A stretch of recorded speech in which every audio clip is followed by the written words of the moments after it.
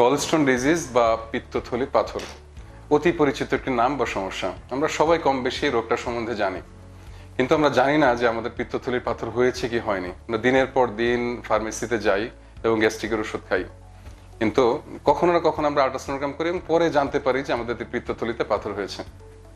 তো আসুন আমরা জেনে নেই, আজকে জানবো যে কি কি লক্ষণ দেখে আমরা বুঝতে পারবো যে আমাদের পিত্তথলিতে পাথর আছে। এক নাম্বার, যদি তিন ভাগে ভাগ করি, এক নাম্বার হচ্ছে অ্যাসিম্পটোমেটিক। অ্যাসিম্পটোমেটিক হচ্ছে যাদের কোনো লক্ষণ নেই।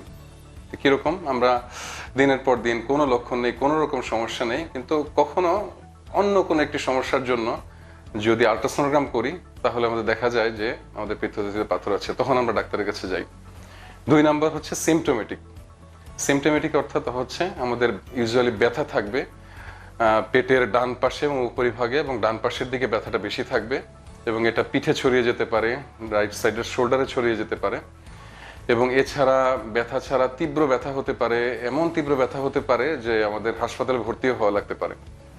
এছাড়া যদি আমরা ইনডাইজেশন বলি, খাবার পর আমাদের বদহজমের একটা ভাব হয়, হ্যাঁ, একটু পেট ভরা ভরা লাগে, টক টক ঢেকুর ওঠে। এই সমস্ত কারণ যদি আমাদের এই লক্ষণগুলো দেখা দেয়, তা আমরা একটা আল্ট্রাসোনোগ্রাম করে বুঝতে পারবো যে আমাদের পিত্তথলিতে পাথর আছে। তিন নাম্বার হচ্ছে জটিলতা। জটিলতা সমূহ এক নাম্বারে বলবো সবচেয়ে যেটা জটিলতা হয় এম্পায়ামা গল ব্লাডার, অর্থাৎ পিত্তথলির শেষের দিকে যদি পাথরটা আটকে যায় তাহলে আমাদের পিত্তরসটা কিন্তু বের হতে পারে না। তখন ইনফেকশনের ফলে ওইখানে পিত্তরসটার জায়গায় ইনফেকশন হয়, পুষ জমা হয়। এটা একটা সার্জিক্যাল ইমার্জেন্সি, খুব দ্রুত অপারেশন করে ফেলতে হয়, না হলে আপনার জীবন নাশ হতে পারে।